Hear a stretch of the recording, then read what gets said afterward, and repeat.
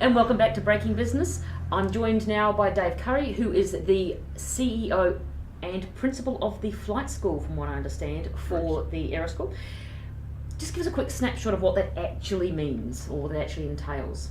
Of the CEO of the Aero Club, I have some excellent staff behind me, as you've already Some met. that we've met, yes, absolutely. And it's all about making sure that we have the right people in the right positions. And as far as the college is concerned, equally, I have an exceptionally good ground instructor that helps the students get the knowledge required to be able to meld that with their flying training to turn them into commercial pilots. Okay. Now the Aero Club runs as the club and also the college, but it's the strength of the two together, which I've been hearing so many times today, is really what makes this place different than anywhere else. It's that camaraderie, it's the friendship, it's the training, the learning, the sharing, all that kit and caboodle. Would you agree with that? I mean, that's what we've got from your team. No, I agree. It's really there's a vibrancy about it, and I think that learning to fly requires quite a lot of effort. It's not something that you can do without applying yourself a fair deal. But everybody's doing it at the same time. We like to share the achievements of various students, and when somebody comes to ring the bell, there are a lot of other students there too, because they're either going to be there or they've already done it, and they're on their next sort of leg. And I just think that helps the vibrancy, the camaraderie. What I like about it, certainly from the college point of view, I've found that developing a team dynamic really helps, where you will get some students that are very clever, you'll get some battlers, but the way that the whole team gets together and will help the battlers through, and I very foolishly have introduced something. If the whole class passes their CASA exam the first time, I will stand them pizzas the next day. That's motivation for team effort. Oh yes. Fantastic. And we've just had 15 students in the class all get some very good results in their systems exams, CPL exam. Fantastic. And they all were knocking on my door next saying pizza tomorrow. That's a lot of pizza.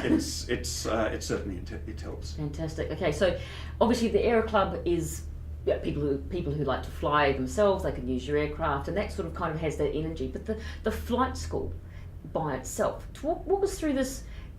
What happens? I mean, I walk through the door with my checkbook in hand and go, I want to learn to fly. Well, is it that simple? They're two different schools. There's the person that comes in and they would like to fly. Right. Now they could fly every day if they wanted to, or generally the most of our students that are getting their recreational pilot license, their private pilot license, probably fly once a week or once every second week. Okay. You don't want to leave it longer than that, or you can regress a bit. And they fly when they can. Right. The school, the college as we call it, that's very disciplined. To be a commercial pilot flying the airlines, you have to have a very structured approach to life, and we emulate that as much as possible. So they'll have day one of induction, they'll then have 4 days of training, they'll then have theory for 3 weeks. They then apply that theory in flying ability, back to do more theory, then apply that to the next flying. So we call it integrated training. So you'll do theory, you'll then apply that theory in your flying capacity. We do run it like a flying school that the airlines would put on. There is discipline. A lot of students come from school and maybe are not fully appreciative of what is required to succeed as a commercial pilot. And I sometimes say that our flight instructors spend as much time imparting life skills to our students as they do flying skills. But to be a successful commercial pilot, you need to be punctual, you need to think ahead, you need to be well presented, you need to have done your preparation prior to a flight or to attending a lecture. And that's pretty quickly identified if you don't, and let's say corrective action is taken. Corrective action's taken. Because I was going to say, what makes a good pilot? Is there a particular person or style of person? I mean, who walks through your doors? I think what makes a good pilot is passion. If one doesn't have passion, you will succeed. We will make sure you succeed. But making that having that passion makes all the difference. Okay. Allied to that, I would think preparation. The more you prepare for your lesson, the more you prepare for a flight. For some reason, the easier everything goes. People that come in, let's say we've got an 8 o'clock flight, and they come in at 5 to 8. Well, generally that flight's not going to go ahead because it would be a waste. And we don't want to waste the students' money at all. If you're not prepared for a flight, there's no point in doing it. So what's involved in preparing for a flight? Surely it's just rocking in the door and going, "G'day, I'm here. Is that my plane?" and jumping in. The pre-flight inspection should take at least a quarter of an hour. You need to, if it's for a flying lesson, you need to be prepared for that, because you will be told, right, the next flight is X, Y, Z, and you need to prepare for that, so that when you're in the air, to minimise the learning experience, because it's not cheap, you are well prepared for what you have to do. Okay. And we would rather if the student wasn't properly prepared for that flight, it wouldn't go ahead. Right. Okay. So the types of people that you have coming for their commercial licences, are they different than perhaps someone who might be wanting to learn to fly recreationally? Very much so. It's a totally different approach. There's far more discipline in from the college point of view.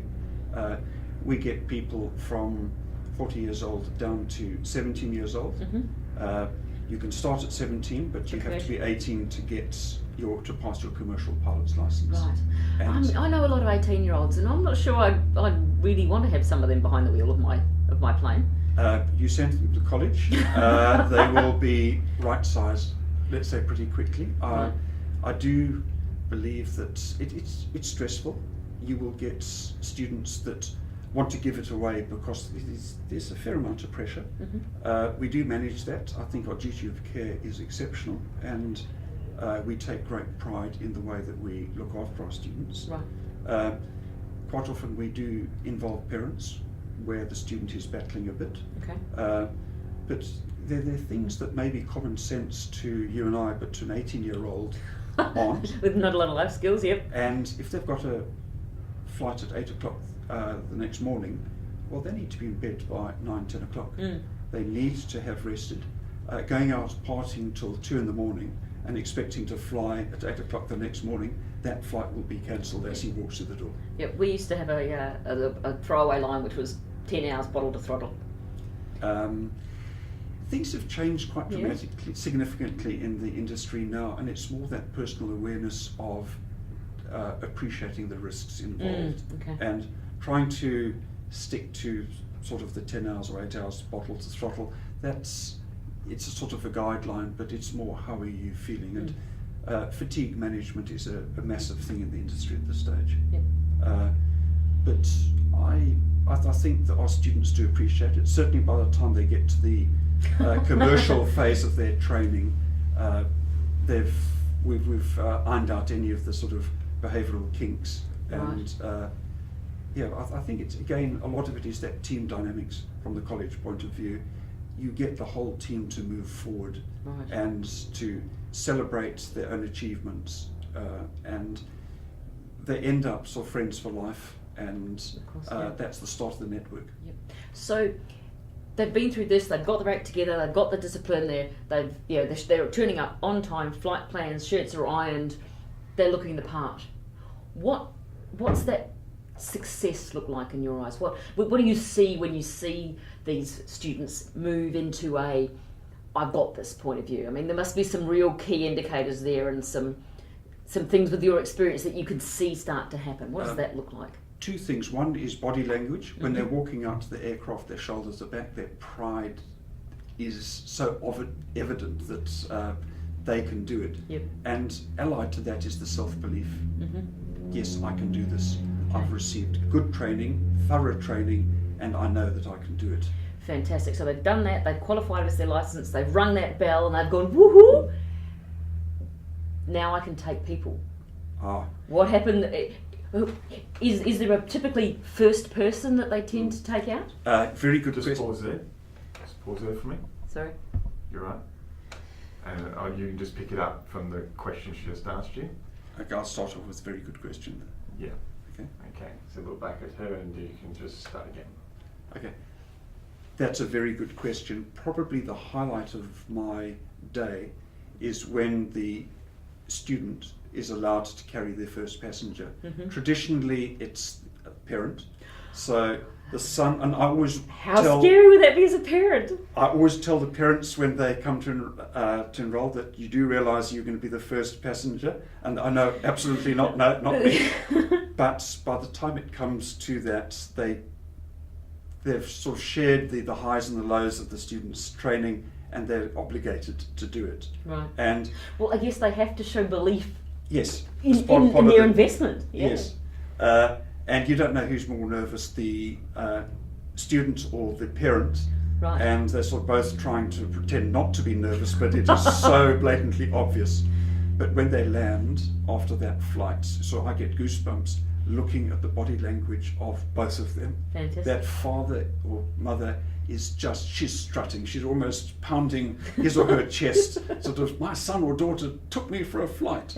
And Fantastic. there again, the student is just, he's or she's on cloud nine. Just really proud. Yeah. And that's to be able to manifest my achievement, and this is it, and now you're proud. I mean, what a fantastic, I mean, that's got to be the best way of defining success. You can see the passion in them, that sort of, I have done it, I have done something that my mum or dad has never done, and just seeing how proud that they are, it is fantastic. What a brilliant way to spend your day, David. I'm very privileged to be witnessing things like Absolutely. that. And I mean, that happens on a daily basis. What a thrill. I mean, and that's it. Why would you fly Qantas jets when you can share in these young people's life journeys? It's, the thing is, I'd say to parents, take a photograph of your son or daughter on sort of right now, and then in 9-10 months' time, take another photograph. There won't be much difference externally, but internally, they will have grown up, they will have changed. It's an arrogant thing to say, but learning to fly is a life-changing experience. You view everything totally differently. When you're up there, you can't sort of cop out and say, this is too difficult for me. Yeah, no, I'm not getting, you can't get out. You have to persevere, and our training is such that we make sure that you would never get into that situation. Absolutely. And if people listening and hearing this want to contact you, what's the best way to do that? I think that we have a fantastic student liaison manager, and she is an instructor herself. Right. She is excellent at sort of analysing what the best course of action. We have a couple of students that, for financial reasons, are studying at the same time. Working at the same time, and they fly when they can afford it. We have others that decide they'd like to go full time, and our student liaison manager, Charlie, would advise them accordingly at the end of the day. It's their decision. So pick up a phone us 9417 0000, or on the internet we have info, and say, look, thinking of learning to fly, please could organise a meeting. We'll phone them and arrange a meeting. Cool. So get into contact with you, follow JD's advice, put that toe in the water. I think that is such a good expression. And then once you've got right the way to the end of your training, you'll dish out the lemons and the pizza. Absolutely. Perfect. Thank you Right. so much, David. Thank you very much.